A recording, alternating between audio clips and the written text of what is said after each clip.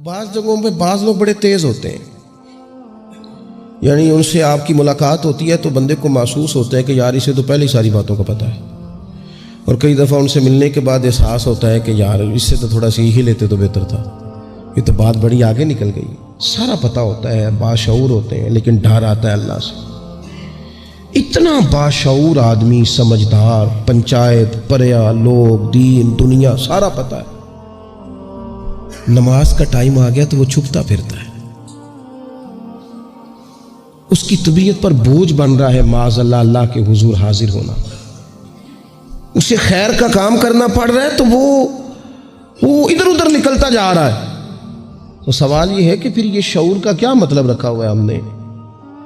پھر اللہ سے دعا کرنے کی ضرورت نہیں۔ وہ حضرت عارف رومی رحمۃ اللہ تعالی علیہ فرمایا کرتے تھے بعض لوگوں کو رب سارا کچھ دیتا ہے، سجدے کی توفیق نہیں دیتا۔ اس کا مطلب یہ ہے کہ وہ کہتا ہے یہ سارا کچھ لے اور نکل جا، میرے گھر نہ آنا، رکھ سارا کچھ پاس۔ رب سے عافیت مانگی جائے، اس سے اس کا فضل مانگا جائے، اس سے اس کا کرم مانگا جائے۔ اللہ کے پیارے رسول صلی اللہ تعالی علیہ وآلہ وسلم اس عافیت مانگنے پر زور دیتے، توجہ دیتے۔ میں آپ کو صحیح بتاتا ہوں، رب نے اگر کسی بندے کو عافیت میں رکھا ہو نا تو حالات کیسے بھی برے چل رہے ہوں اس کا بگاڑ کچھ نہیں سکتے۔ اور اللہ تعالیٰ معاف کرے 100 دفعہ خاکم بدہن، اگر کسی وقت اس کے کرم کی نگاہ پھر جائے تو پھر سارے اسباب سمیت بھی انسان اپنے پیروں پہ کھڑا نہیں رہ سکتا۔ اس سے جب تک طلب کرم نہیں ہوتا، طلب عافیت نہیں ہوتی، اس کی بارگاہ سے جب تک بندہ مومن پورا رجوع نہیں کرتا، یہ عافیت اتنی اعلیٰ چیز ہے کہ نبی پاک علیہ السلام نے فرمایا آذان اور اقامت کے درمیان جو وقت ہوتا ہے اس میں دعائیں رد نہیں ہوتی۔ دعا مانگا کرو گے تمہاری اللہ اپنے فضل سے قبول کر لے گا۔ عرض کی یا رسول اللہ کیا مانگے؟ تو فرمایا عافیت مانگو رب سے۔ حضرت انس بن مالک حدیث کے راوی ہے رضی اللہ تعالیٰ عنہ، یہاں بھی فرمایا یہ عین قبولیت کا ٹائم ہے، اب اللہ سے عافیت مانگ لو، اس کی پناہ۔ ہم دعاؤں میں بھی محدود ہو جاتے ہیں۔ رب دا طالب کوئی نہ ملیا، جو ملیا طالب زردہ ہو۔ جب عافیت، ایک بزرگ تھے ہر وقت اللہ سے عافیت مانگتے تھے، ہر وقت اللہ سے عافیت مانگتے تھے، ہر وقت عافیت مانگتے تھے۔ لوگوں نے پوچھا، لوگ ان کو صالح جانتے تھے، نیک سمجھتے تھے کہ حضور آپ اور کوئی دعا مانگتے نہیں، عافیت ہی مانگتے ہیں۔ فرمانے لگے میں مانگا کرتا تھا شروع میں، بعد میں خیال آیا اور بھی دعائیں مانگا کرتا تھا، یہ احساس بعد میں نصیب ہوا۔ فرماتے میں مزدوری کرتا تھا، مال برداری کرتا تھا، ایک جگہ پہ ڈیوٹی کر رہا تھا تو تھک گیا، اور وہ جو کام لینے والے لوگ تھے ان کا رویہ بھی بڑا ترش تھا، تکلیف ہوئی۔ تو میں نے اپنے مالک کی بارگاہ میں عرض کی مالک اگر 2 روٹی بغیر مجھے مشقت کے مل جائے دن میں تو تیری بارگاہ تو بڑی کریم ہے۔ کہتے ہو میں نے یہ دعا مانگ لی، ذرا میں تھوڑا آگے بڑھا تو 2 بندے آپس میں لڑ رہے تھے، میں ان کی صلح کرانے کے لیے، انہیں بچانے کے لیے آگے بڑھا تو میں جس کو چھڑا رہا تھا دوسرے نے میرے اوپر ضرب لگا دی، میرا بھی سر پھٹ گیا۔ تھوڑی دیر کے بعد وہاں پولیس آ گئی، وہ تینوں کو لڑنے والا سمجھ کے اٹھا کے لے گئے، مجھے جیل ہو گئی۔ 2 روٹیاں بغیر مشقت کے روز ملنی شروع ہو گئی۔ دعا مانگی تھی نا کہ یا اللہ 2 روٹیاں مل جائے نا بغیر مشقت کے، کہتے وہ 2 روٹیاں روز ملتی، کوئی کام نہیں کرنا پڑتا تھا، پر جیل ہو گئی۔ فرماتے میں بڑا پریشان تھا، روز روٹیاں پابندی سے آتی اور بہترین آتی، کھانا ملتا۔ پھر کچھ عرصے کے بعد میں نے سوچا کہ یار یہ دعا تو قبول ہو گئی نا تیری، اب تو اگر اس پر کوئی الگ بات کرے گا تو وہ تو غلط کرے گا۔ کہتے پھر خود ہی میرے دل میں اللہ نے بات ڈالی اور میں نے عرض کی مالک 2 روٹیاں نہیں، مجھے تو عافیت چاہیے، مجھے تو عافیت دے، میرے اوپر تو کرم فرما، تو نظر رحمت کر، جے ایک قطرہ بخشے مینوں، جے ایک قطرہ بخشے مینوں تے کام بن جاندا ہی میرا، مہربانی کر عافیت عطا کر۔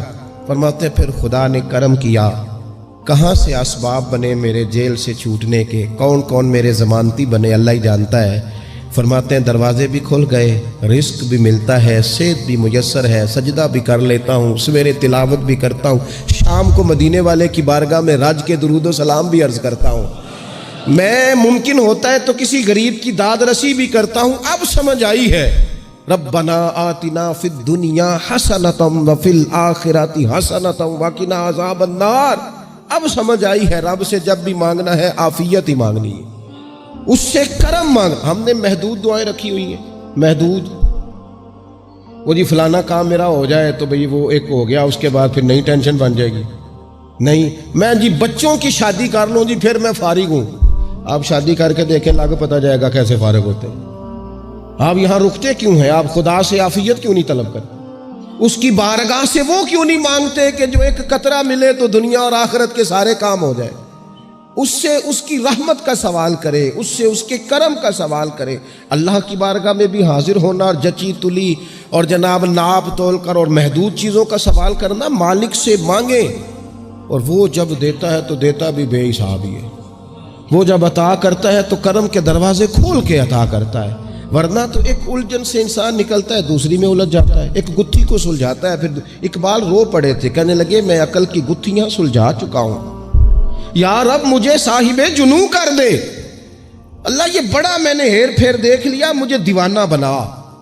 اب مجھے جنون ہو, اب میں کسی کے لیے رویا کروں, اب میں کسی کی یاد میں تڑپا کروں, اب میں رات کسی کے لیے میری آنکھیں بیدار رہیں. یہ بڑی ہو گئی دنیا داری. عقل کی گتھی حالانکہ نہیں سلجھتی, پر اقبال کہتے ہیں عقل کی گتھیاں سلجھا چکا ہوں, یا رب مجھے صاحب جنوں کر دے. اور پھر کہنے لگے بجھی عشق کی آگ اندھیر ہے.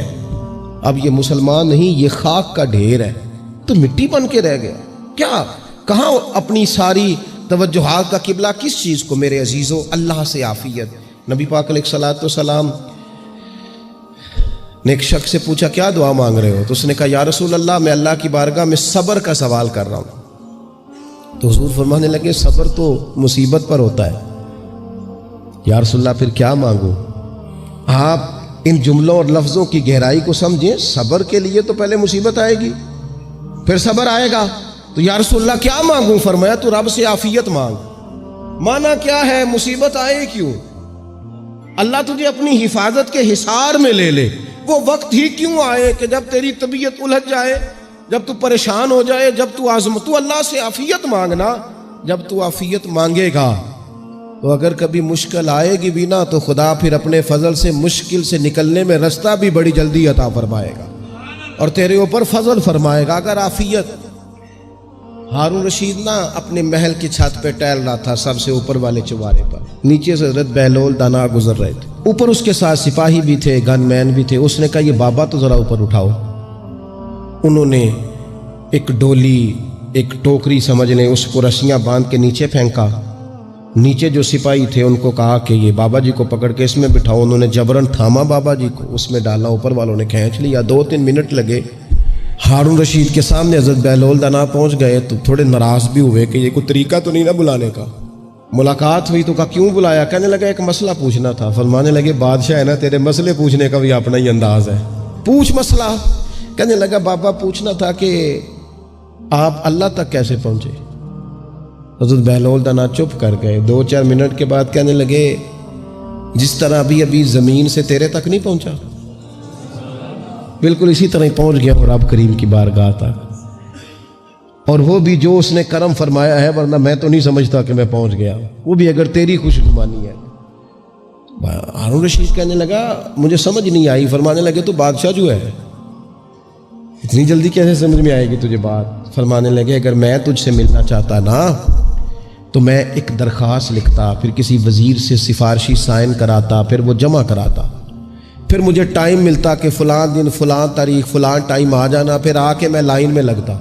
پھر بھی تو بادشاہ ہے, تیرا موڈ بنتا ملنے کا کہ نہ بنتا. جب میں چاہتا تو پتہ نہیں کتنا ٹائم لگ جاتا, جب تو نے چاہا ہے نا تو 1 منٹ بھی نہیں لگا. فرمانے لگے میں نے دعویٰ ہی نہیں کیا کہ میں جد و جہد کر کے پہنچوں گا. میں نے تو رب کی بارگاہ میں عاجزی کی ہے, پھر رب نے ہی کرم فرمایا ہے, اسی نے مہربانی کی ہے. مانا کہ محبت کے سفر میں ہر گام پہ 100 مشکل ہے, لیکن یہ سفر آسان بھی ہے اگر ساتھ تمہارا ہو جائے.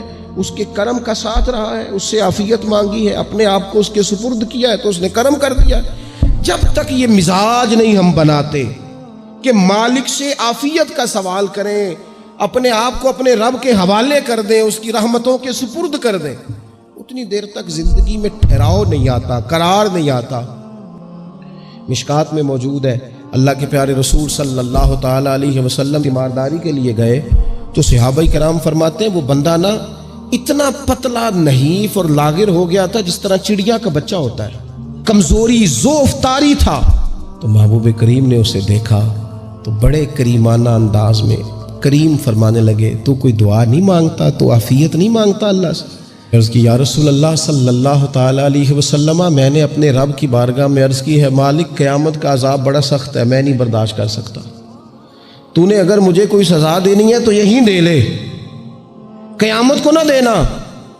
تو کہتے ہیں محبوب فرمانے لگے سبحان اللہ، او خدا کے بندے تو رب کی سزا دنیا میں بھی نہیں سہ سکتا، اللہ سے یہ بھی سوال نہ کر، تو رب سے کہہ ربنا آتنا فی الدنیا حسنۃ وفی الآخرۃ حسنۃ وقنا عذاب النار، تو رب سے دنیا میں بھی حسنہ مانگ، بھلائی مانگ، تو آخرت کے لیے بھی بھلائی مانگ، تو اس سے عافیت کا سوال کر، تو نے یہ سوال کیوں کیا؟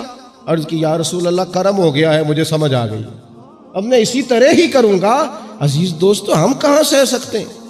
ہم دنیا میں رب کی سزا ہم نہیں سہ سکتے، ہم کمزور ہیں، تو گرمی نہیں سہ سکتے، شدید سردی نہیں سہ سکتے، شدت کی بھوک لوگ نہیں سہ سکتے، کوئی آزمائش نہیں سہ سکتے۔ وہ جو لوگ بعض اوقات کہہ دیتے ہیں نا جی فلاں چیز ہمارے اعمال کا نتیجہ ہے، تو میں کیا کرتا ہوں، نہ کو یار، ہم تو یہ بھی نہیں سہ سکتے، ہم کہاں برداشت کر سکتے ہیں، ہمیں تو وہ معاف ہی فرمائے، ہم حساب والے ہیں ہی نہیں، ہم تو صرف معافی والے ہیں۔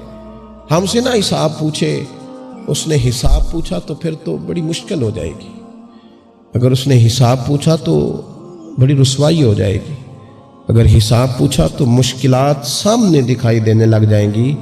ہم سے تو وہ درگزر والا معاملہ کرے، ہم سے تو وہ کہے جا میں نے محبوب کے صدقے تجھے معاف کیا، جا تیرے لیے رحمت اور بخشش والا فیصلہ